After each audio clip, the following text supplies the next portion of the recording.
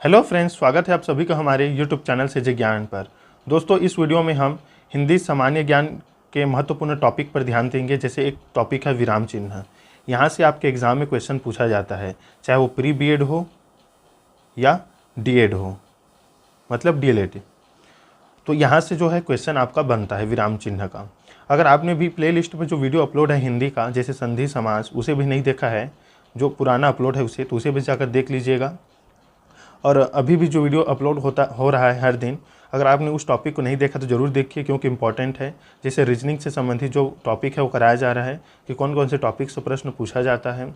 और सामान्य ज्ञान जैसे भूगोल है, और सामान्य ज्ञान है जैसे वैदिक संस्कृति, वैदिक सभ्यता, वहाँ से क्वेश्चन आपके एग्ज़ाम में पूछे जाते हैं प्री बीएड और डीएड में।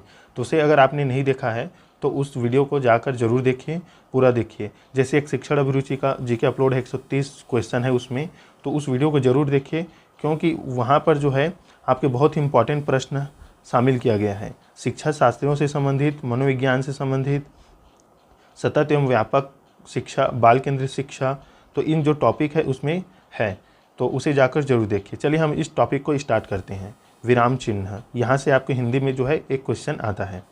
विराम का अर्थ है रुकना या ठहरना। क्वेश्चन पूछा जा सकता है, वाक्य को लिखते अथवा बोलते समय बीच में कहीं थोड़ा बहुत रुकना पड़ता है, जिससे भाषा स्पष्ट, अर्थवान एवं भावपूर्ण हो जाती है। लिखित भाषा में इस ठहराव को दिखाने के लिए कुछ विशेष प्रकार के चिन्हों का प्रयोग करते हैं, इन्हें ही विराम चिन्ह कहा जाता है। देखिए, विराम का अर्थ जो है रुकना है, ठहरना है, मतलब बोलते समय थोड़ा सा रुकना, वहाँ पर विराम है। लेकिन हम अगर बोल रहे हैं सिंपल तो हम केवल रुकेंगे, लेकिन अब हमें अगर लिखना है तो कुछ चिन्हों का प्रयोग करके ही उसे दर्शाएंगे, तो उसे हम बोलते हैं विराम चिन्ह। तो जो विराम चिन्ह वो अलग अलग प्रकार के होते हैं, इन्हीं प्रकार से जो है प्री बीएड और डीएड में आपका क्वेश्चन पूछा जाता है। देखिए, भाव और विचारों को स्पष्ट करने के लिए जिन चिन्हों का प्रयोग वाक्य के बीच या अंत में किया जाता है उन्हें विराम चिन्ह कहते हैं। यदि विराम चिन्ह का प्रयोग न किया जाए तो अर्थ का अनर्थ हो जाता है। यह क्वेश्चन भी पूछा जाता है, अगर विराम चिन्हों का हम लिखते समय प्रयोग न करें तो अर्थ मतलब क्या होगा, अर्थ का अनर्थ होगा, ये ऑप्शन में दिया जाता है। तो जैसे देखिए, रोको मत जाने दो, रोको मत जाने दो, रोको मत जाने दो, रोको मत जाने दो, तीनों का अर्थ अलग अलग हो रहा है। मतलब ये तो एक वाक्य है सिंपल सा, रोको मत जाने दो, रोको मत जाने दो, सीधा हो जा रहा है मतलब, तो ऐसे में कुछ पता नहीं चल रहा है।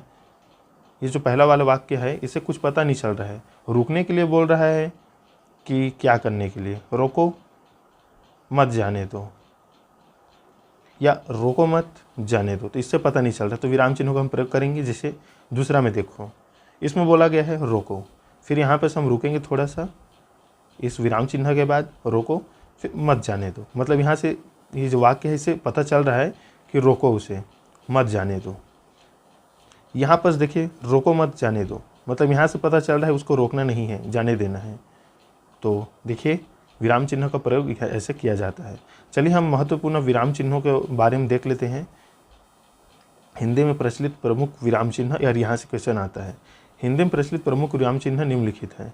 जैसे दिया गया पूर्ण विराम या विराम, तो ऐसे इसे दर्शाया जाता है। देखिए, पूर्ण विराम को ऐसे दर्शाया जाता है, अर्ध विराम को ऐसे दर्शाया जाता है, इस प्रकार के चिन्ह से। ध्यान से देखिए दोस्तों, ये क्वेश्चन आता है आपके एग्जाम में। अल्प विराम, अल्प विराम को ऐसे दर्शाया जाता है। देखिए, अल्प और अर्ध में कंफ्यूज मत होइएगा। अर्ध में एक ऊपर में बिंदु रहेगा, फिर ऐसे रहेगा, और अल्प विराम में केवल नीचे में ऐसे रहेगा। ये इन कोष्टकों का ध्यान मत दीजिए, अभी इनमें सभी में कोष्टक लगा है, आप केवल उसके अंदर के जो है उसको देखिए। ये अर्ध विराम है, ये अल्प विराम है।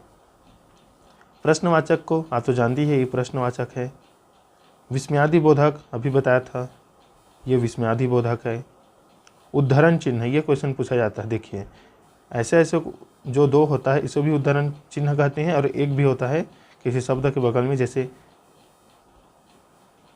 ये उद्धरण चिन्ह ऐसे भी होता है, तो ये उद्धरण चिन्ह, इसे याद रखिएगा। योजक चिन्ह, योजक चिन्हों को केवल ऐसे डैश से दर्शाया जाता है, ऐसे डैश से। निर्देशक, जिसे डैश बोला जाता है, ये थोड़ा सा लंबा रहता है, याद रखिएगा। योजक चिन्ह मतलब वो जोड़ता है, जैसे आज कल, ये जोड़ा गया। और डैश निर्देश मतलब जैसे हमें बता देता हूँ इसमें। अब जैसे वाक्य किसे कहते हैं, तो वाक्य लिख देंगे। उसका जो ऐसा आखिर खींचते हैं उसको, तो उसके ऊपर इधर परिभाषा लिखते हैं, तो ये वाला जो होगा वो निर्देश होगा। कोष्टक को देखिए इसमें दर्शाया गया है, ये जो है कोष्टक है। कोष्टक का चिन्ह हंस पद या त्रुटिबोधक भी बोला जाता है। तो क्या है इसमें, ऐसे त्रुटिबोधक।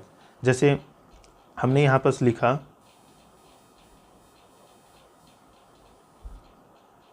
आज, उसके बाद यहाँ पर कुछ भूल गए या कुछ हो गया, त्रुटि भी हो गया, तो जैसे तो हम ऐसे करके दर्शाते हैं। यहाँ पर लिखते हैं कि यहाँ पर कुछ ऐसे शब्द रहेगा, फिर नीचे में शब्द लिख देंगे। जिसे छूट गया उस जगह को, इन शब्द को भूल गए तो रेखांकन को नीचे में, जैसे कल लिखे कल, तो हमें उसको बताना है तो उसके नीचे में ऐसे लकीर खींचते हैं, इसको बोलते हैं रेखांकन। लाघव चिन्ह जो है सिर्फ ऐसे बिंदु होता है, याद रखिएगा, एक छोटा सा गोल होता है। ये जो बिंदु होता है वो अंग्रेजी में होता है डॉट वाला, जो पूरा डॉट होता है, लेकिन जो हिंदी में लाघव चिन्ह होता है वो गोल होता है, याद रखिएगा। लोप चिन्ह 3 बिंदुओं से इसे प्रकट होता है। ये ज़्यादा भी हो सकता है, तो इसे याद रखिएगा। देखिए अंग्रेजी का फुल स्टॉप को छोड़कर शेष विराम चिन्ह वही लिए गए हैं जो अंग्रेजी में प्रचलित हैं। पूर्ण विराम के लिए बिंदु की जगह खड़ी पाई को अपनाया गया है। मतलब जो अंग्रेजी है उसमें भी कि जितनी है उसका जो है प्रयोग होता है, लेकिन अंग्रेजी में फुल स्टॉप के लिए एक बिंदु का प्रयोग होता है और हिंदी में एक खड़ी लकीर का, खड़ी पाई जिसको बोला जाता है। देखिए ये वाला एक बार फिर से देख लीजिए दोस्तों, अगर हो सके तो आप इसका स्क्रीनशॉट जो है ले लीजिए। पूर्ण विराम, अर्धविराम, अल्पविराम, प्रश्नवाचक, विस्मयादिबोधक, उद्धरण, योजक, निर्देश, कोष्ठक, हंसपद, रेखांकन, लाघव चिन्ह, लोप चिन्ह। कॉपी में जरूर नोट करके रखिए विराम चिन्हों के जो कैसे बनाया जाता है। तो दोस्तों ये थी इम्पॉर्टेंट टॉपिक आपका विराम चिन्ह से संबंधित, और यहाँ से क्वेश्चन आता है तो ज़रूर इसको अपने दोस्तों के साथ शेयर कीजिए और अपनी कॉपी में ज़रूर नोट कीजिए इसको, ये महत्वपूर्ण टॉपिक है आपको। तो दोस्तों मिलते हैं नेक्स्ट वीडियो में, तब तक के लिए धन्यवाद।